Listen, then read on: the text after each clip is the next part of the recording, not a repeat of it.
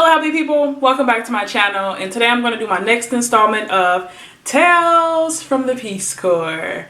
And today I want to talk about living with a host family while you're serving in the Peace Corps. For those of you who don't know, I served in the Peace Corps from 2014 until 2016, and I served in a small country in Eastern Europe called Moldova. I did small enterprise development there, which is essentially business advising for a local nonprofit. And during my time there, I had the opportunity to stay with, three different host families before I ended up having the opportunity to live on my own. So during the first, I would say 2.5 to 3 months, you go through some extensive training, language training, as well as technical training for the particular field that you'll be, partaking in during your service. So in Moldova, there was 4 different fields. There was English education, health education, small enterprise development, and community development. And so while I was there, my first host family that I stayed with, it was a family of 4, and they had kittens, which was so cute. But it was a husband and wife that had a daughter and a son. The son was about, I would say, how old was Niku? I think Niku was about maybe, I would say he was like maybe 6 or 7. And then the daughter, she was in her 20s. I would say like 23, 24, around that age. And so before I left for the Peace Corps, I did Pimliner's language training and listened to the audio of Romanian. And so I knew some basics, how to say hi, bye, my name is, things like that. And the language training that we did for those 2 months definitely helped out a lot too. But having had that, at least that little bit basis, kind of helped me with my very first night with my host family, where they had made this beautiful like dinner spread for me. It had borscht, placenta, chicken, I forget how to say chicken, poi, and a lot of just like some of the traditional foods and stuff. So that was just really nice. They were really sweet, very welcoming.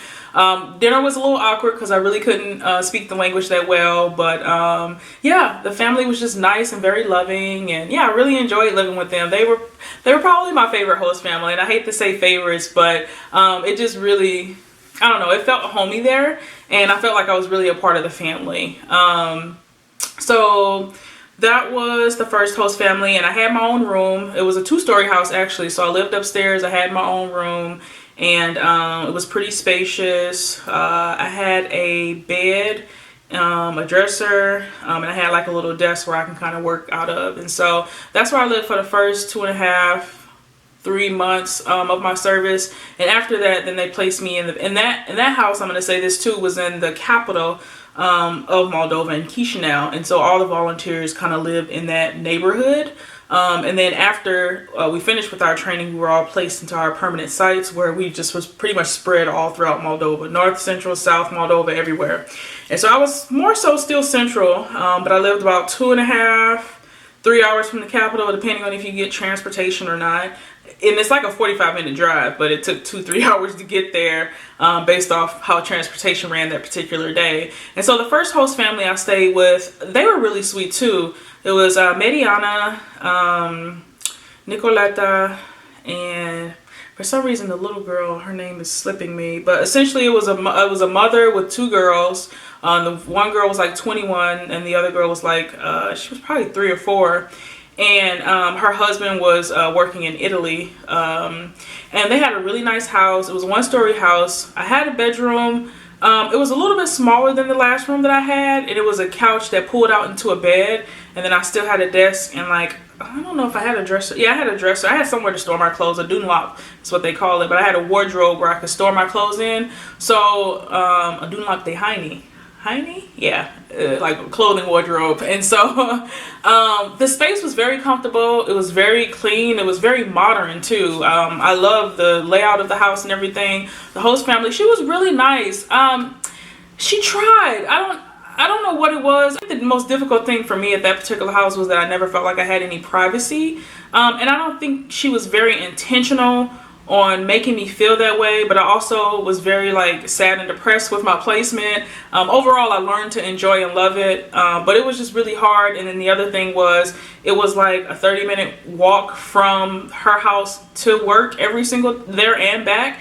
And for me, I felt that was an issue for a couple of reasons. One, it's really hot during the summer and really cold during the winters. The winters are brutal. And so I'm like, I'm not going to walk 30-45 minutes just to get to work. And a lot of times, like, people didn't show up for work. Sometimes I get there and like no one would be there, and so I'd have to turn around and walk back home and things like that. You know, people were like, oh, just get a bike and you'll be fine. But like, the roads are pretty rough out there. Like, it's uneven, it's bumpy, it's a lot of gravel. I'm like, a bike isn't going to work, especially in the winter time. Like, what do y'all expect me to do in the winter? Just stay home? And so I had an issue with that. I think that was probably my biggest issue, that and then the lack of privacy. And it just, I don't know, it got to be a bit much. And so I think I lived with her for maybe like a month or two. And then I started looking for another host family. And I hope I didn't hurt her feelings in any way. I tried to make it very clear that it wasn't her, but it was more so me and being close to like the proximity to work or whatnot. And there was a few times where she had offered to drive me and drop me off, but I was like, that's too much, you know? I didn't want to inconvenience her. And so I informed Peace Corps about my concerns, and I told them that I really needed a place that was going to be closer to work because just driving a bike out there wasn't going to work.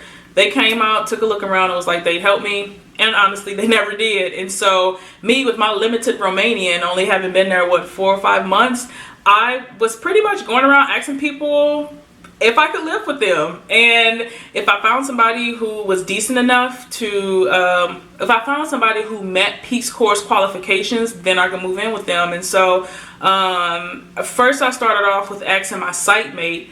I asked her mom if she knew of anybody that she could recommend, and she had recommended a lady who lived right across the street from her, actually.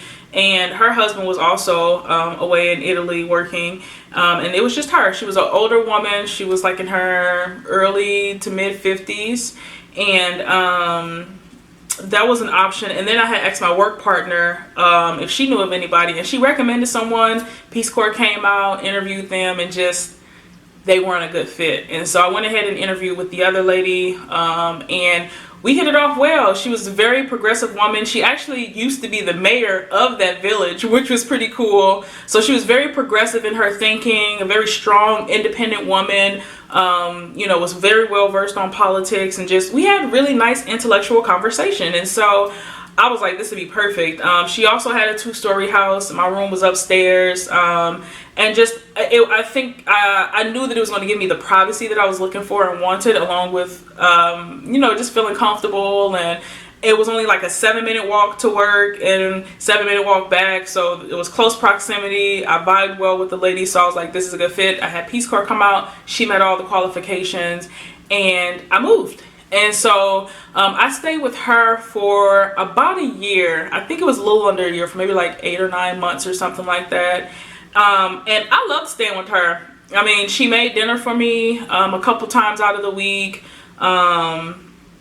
Like I said, I had my own room. I had my privacy. Getting the commute to work was effortless. Like, it was 5 minutes there, 5 minutes back. During the winters, though, that 5 minutes, though, it could have been like 10, 15. Like, I'm so glad that I made the move when I did, because had I stayed there during the winter, it would have been really difficult.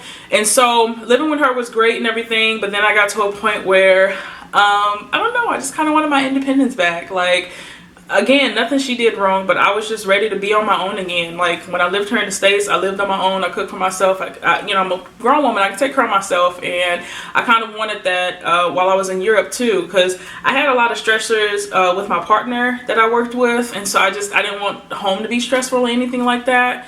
And so, yeah, I expressed my concerns to her, and I spoke directly with my host mom about this, and I let her know, I kind of wanted my own space. I lived at home by myself when I was back in the States, and then I wanted something like that. And so, she was very, very understanding, which I really appreciated, and she actually helped me find a house that was vacant, unavailable. I mean, that was available that I could move into.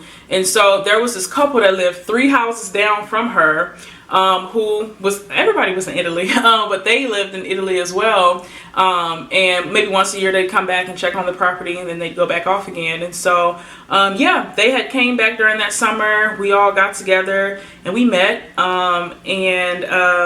yeah, they were very nice. They were understanding of all the stipulations for, you know, letting a volunteer live in their home. And the house did not have running water. It did not have, you know, heat or anything like that.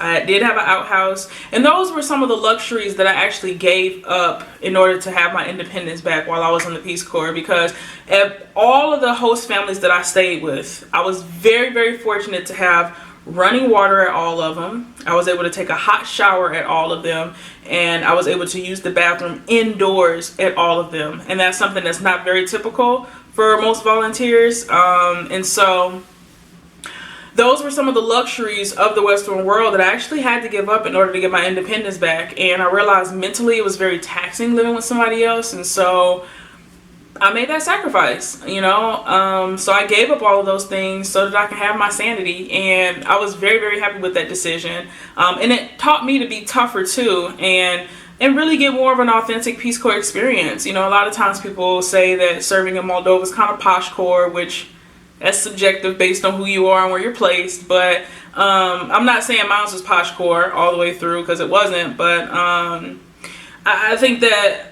I was granted some of the luxuries that other volunteers weren't, and not that that played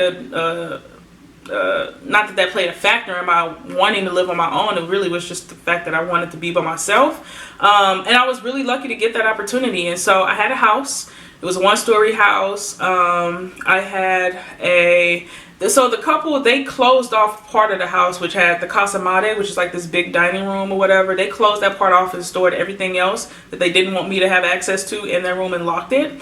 But I had like a little entryway. When you got through the entryway, to the right was my master bedroom. If you kept straight, there was like a second bedroom, and it was like the smaller room that was attached to the soba, which is like this ceramic wall that you heat during the winter time to get warm. And I had a kitchen that was very beautiful and nice, and there was actually a bathroom in the house, but again, there was no running water. And fortunately enough, I had a well that was in my backyard, which was really nice, because a lot of people actually had to go walk to the town center to get water from the well. And I was fortunate enough that, I mean, it was just a little hill that I went down, but I went up and down the hill, well in my backyard, to get water. So that was really nice. So yeah, I moved on my own. I moved everything 3 houses down. And I think the nice thing about my situation was I was in close proximity to everything I needed. I had my old host mom 3 houses down from me, so if anything happened, I could always go and talk to her, and I went and visited her on a regular basis when I moved out and everything. Directly across the street from me was my site mate. Although we weren't really close, it was nice to know that I had another American there who knew what I was going through and could empathize with me, and every so often just go and hang out with. And then my job was like 7 minutes away, walking distance. And so overall, I think that I had a really good setup, and kind of like what I mentioned in one of my other videos, you know, things I wish I had did differently. I wish I had have really appreciated those things a little bit more and utilized them a little bit more. But overall, like, I loved living on my own. It was kind of cool to be like a lumberjill and go and fetch my wood from my, you know, garage and come in and heat my soba and warm my house up, and, you know, go and get water from the well, and, you know, be mindful about how I was going to bucket bathe and calculate how I was going to, you know, go to the outhouse and make that part happen and things like that. So I think I'll talk a little bit more about, you know, not having running water and heating my house with wood during the Peace Corps in another video. But I just kind of wanted to talk about housing and kind of how that worked and how it worked for me, honestly. Living with 3 host families is a lot of moving, especially when you're in the Peace Corps. So yeah, I hope you all enjoyed this video. Let me know what questions you have. I'm an open book. I'm happy to answer them. And yeah, I'll see you in my next video. I hope you all have a wonderful, awesome, spectacular day. Bye.